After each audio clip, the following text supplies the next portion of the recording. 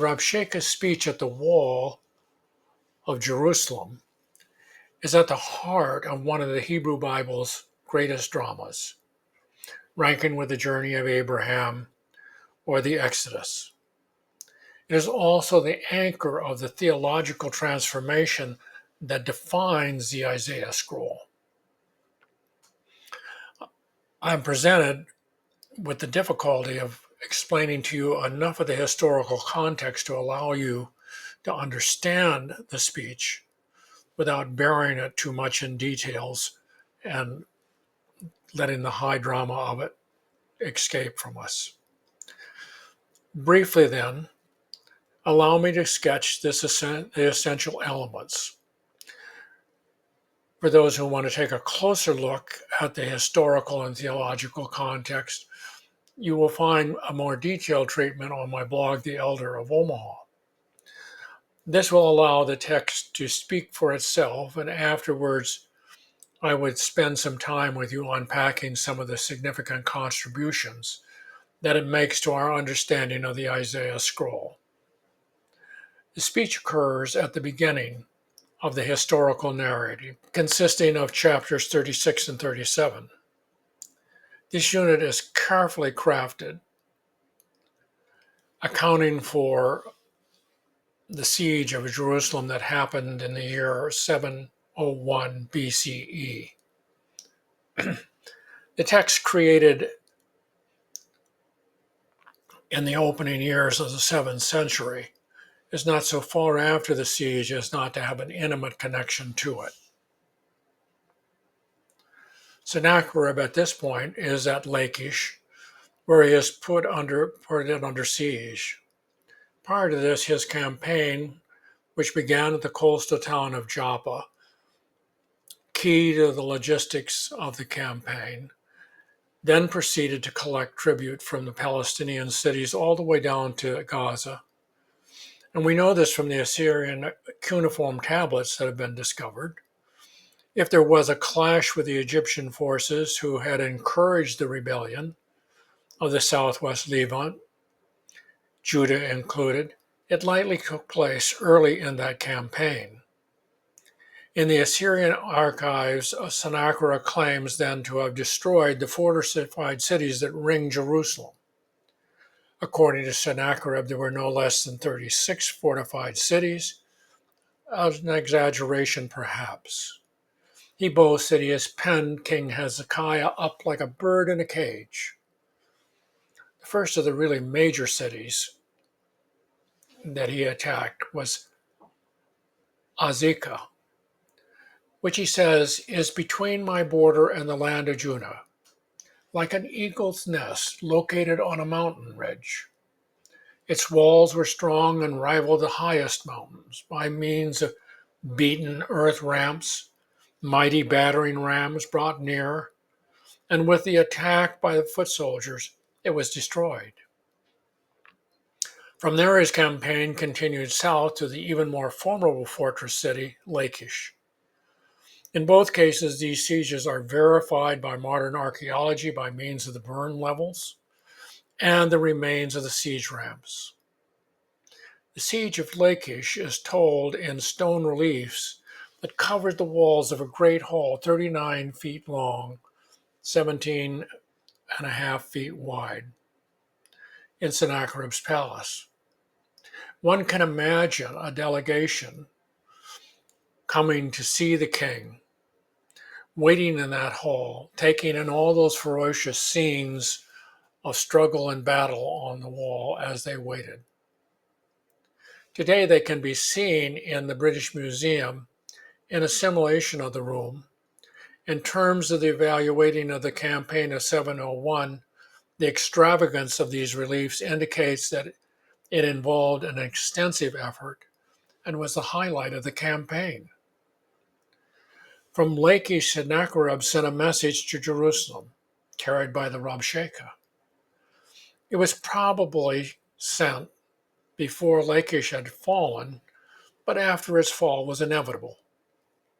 Enough so that Sennacherib could turn his attention to Jerusalem and could dispatch a sizable force to initiate the siege of Jerusalem. With that force, he sent his Rabshakeh with a message. The message was intended to undercut the will of Jerusalem to resist and to remove the need for a prolonged siege. The Rabshakeh does not seek an audience with Hezekiah or his representatives, but shows up outside of the city wall. The Rabshakeh's words are not a matter of diplomacy, but oratory, as we shall soon see. The officials of Hezekiah's court, Eliakim, Shebna, and Joah, are present as a result of being drawn to the commotion which his appearance has caused. In the end, they will carry Rabshakeh's speech to Hezekiah and to prosperity. This raises the question of the source of the speech. Is our text the actual speech or a later day creation? It was, of course, not recorded, but the ancient world had a capacity to remember all speech far in excess to our own. Indeed, Joah is present as a memorialist, one who listens and does not take part in the dialogue. One should not dismiss the capacity of the ancients to record oral speech. The text we have is most likely a reconstruction of that speech, but not in a way that precludes our access to its original impact. When we read this text today, we can feel the emotion of the event as it unfolds. So allow me to read now from the RSV translation, this text, and then we will conclude with a few reflections on the role it has played in the theological history of Israel. The Rabshakeh said to them, "Say to Hezekiah, thus says the great king, the king of Assyria, on what do you rest your confidence? Do you think that mere words are strategy and power for war? On whom do you rely that you have rebelled against me? Behold, you are relying on Egypt, that broken reed of a staff that will pierce the hand of any man who leans on it. Such is Pharaoh, king of Egypt, to all who rely on him. But if you say to me, we rely on the Lord our God, is it not he whose high places and altars Hezekiah has removed, saying to Judah and to Jerusalem, you shall worship before this altar? Come now, make a wager with my master, the king of Assyria. I will give you 2,000 horses if you are able to, on your part, to set riders upon them. How then can you repulse a single captain among the least of my master's servants, when you rely on Egypt for chariots and for horsemen? Moreover, is it not without the Lord that I have come up against Israel to destroy it? The Lord said to me, go up against that land and destroy it. Then Eliakim and Shebna and Joah said to the Rabshakeh, pray, speak to your servant in Aramaic, for we understand it. Do not speak to us in the language of Judah within the hearing of the people who are on the wall. But the Rabshakeh said, has my master sent me to speak these words to your master and to you, and not to those men sitting on the wall, who are doomed with you to eat their own dung and to drink their own urine? Then the Rabshakeh stood and called out in a loud voice, in the language of Judah, hear the words of the great king of Assyria. Thus saith the king, do not let Hezekiah deceive you, for he will not be able to deliver you. Do not let Hezekiah make you rely on the Lord by saying, the Lord will surely deliver us. This city will not be given into the hands of the king of Assyria. Do not listen to Hezekiah, thus says the king of Assyria. Make your peace with me and come out to me And then every one of you will eat of his own vine, and every one of you his own fig tree, and every one will drink water from his own cistern, until I come and take you away to a land like your own, a land of grain and wine, a land of bread and vineyards. Beware lest Hezekiah mislead you by saying, the Lord will deliver us. Has any of the gods of the nations delivered his land out of the hand of the king of Assyria? Where are the gods of Hamath and Arpad? Where are the gods of Sepharvaim? Have they delivered Samaria out of my hand? Who among all the gods of these countries have delivered their countries out of my hands, that the Lord should deliver Jerusalem out of my hand?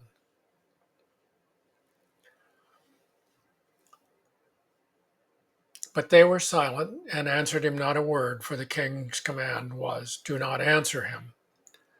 Then Eliakim, king of Hezekiah, was over the household of Shebna, and the secretary, and Joash the son of Ahaz, the recorder, came to Hezekiah with their clothes rent, and told him the words of the Rabshakeh. Now that we have a sense of the oral impact of the Rabshakeh's speech, we can look back at that text and see how it fills out our understanding of the events of 701 and on the impact that it made on the life and theology of Judah. To begin with, the speech is situated on a carefully described stage, one that is fitting for the dramatic action that unfolds. It is a well-known place where the city wall abuts the Gihon Spring, Jerusalem's water supply, adjacent to the fuller's field where washing of hides took place, and where people involved with the daily commerce of the city crossed paths. It was there, in that very place, where young Isiah went out and confronted King Ahaz not so long ago. And even earlier before that, where Solomon was proclaimed king. I would like to put this slide up on our screen, which is a rendering of the city how it looked at the time of Solomon, probably not too much differently in the 8th century. You can see David's city, this lower area here. This is Solomon's additions, the palace, the temple. Here would be a gate that has actually been excavated and spilled out here onto this field, which is called the Fuller's Field. Here is the Gihon Spring with its own kind of fortification around it. It's an artesian spring that flows water periodically during the course of the day. Hezekiah had managed to tunnel under the city, bringing the water all the way down to the Solomon Pool, which allowed the city to be much more secure than it once was. On this area out here, these towers and all these walls along here would have been lined with guards and also with curiosity seekers who might come that way.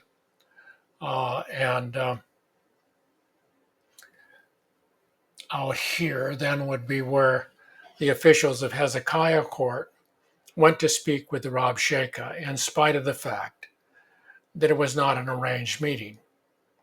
During the speech, the Rabshakeh set them straight. He has not come to speak to the king or to them alone. He is here to speak to the public in general, to the men who are up on the wall, some kind of combination between defenders and curiosity seekers. The cast for this drama has been carefully clarified. First, there is Eliakim, the son of Hilkiah, likely a priest, perhaps the high priest, as his lineage suggests. That he is over the house of, might mean over the palace, but it also might mean over the temple, which is consistently referred to as God's house in this portion of the Isaiah text.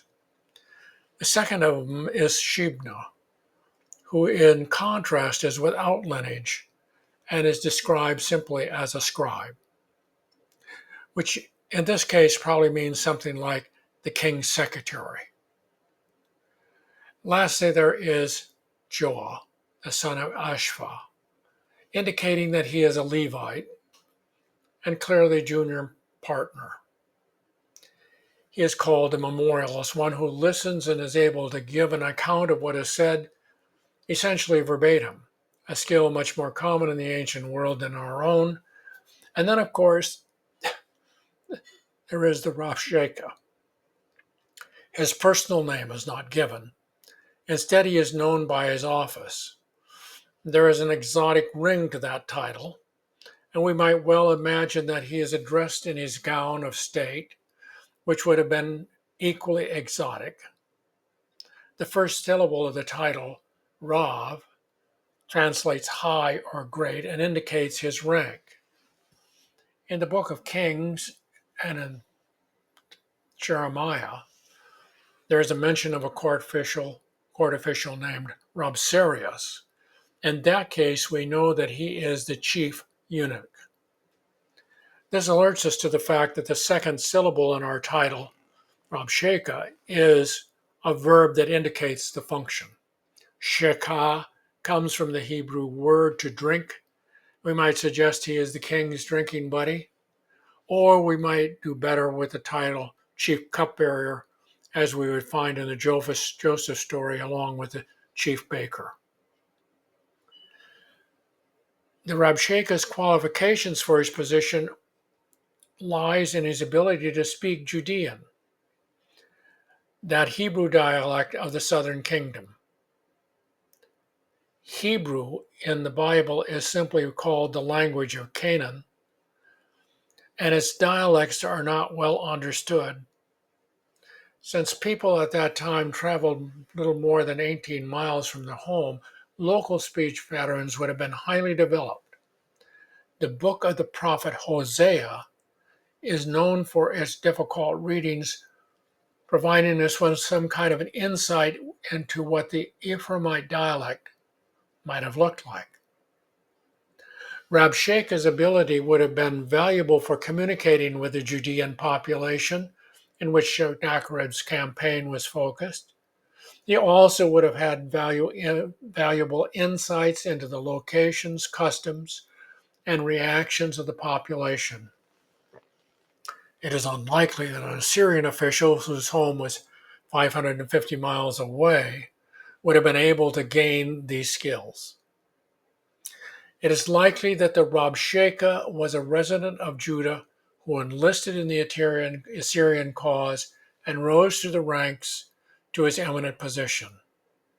Clues in his speech would be his knowledge of Hezekiah's religious reforms, his use of Yahweh for the name of God, and his slang terms, including shit and piss, more accurate translations than dung and urine for the words in line 12. The drama also has both dramatic movement and psychological depth. The action begins with the unannounced presence of the Rabshakeh on the wall. The stir has caused the king's counselors to come out and see what's going on, and the Rabshakeh greets them in a loud voice. Surprisingly not in Aramaic, the language of the Assyrian court, or the international language of diplomacy, but in the Judean dialect. His words are not a real message, but an attack, mocking Hezekiah. What makes him so confident? Has he relied on Egypt, that broken reed, and Yahweh's whose high places and altars he has shut down? The taunt continues with a wager. The king of Assyria will spot you 2,000 horses, if Hezekiah could put riders on them. The foregone conclusion is he can't, as he has relied on Egypt for horsemen and chariots. And Egypt is now a broken reed. The Rabshakeh's arrogance is palpable, as is the humiliation of the king's counselors. Nervously, they were looking over their shoulder at the people lining the wall, and they asked him, "Please don't speak into us in Judean, but rather Aramaic, for we understand it, and they don't need to hear this." He remonstrates. He did not come just to talk to the king or to them, but to the very men who are sitting up there on the wall, because they will suffer if the resistance of the siege is not ended.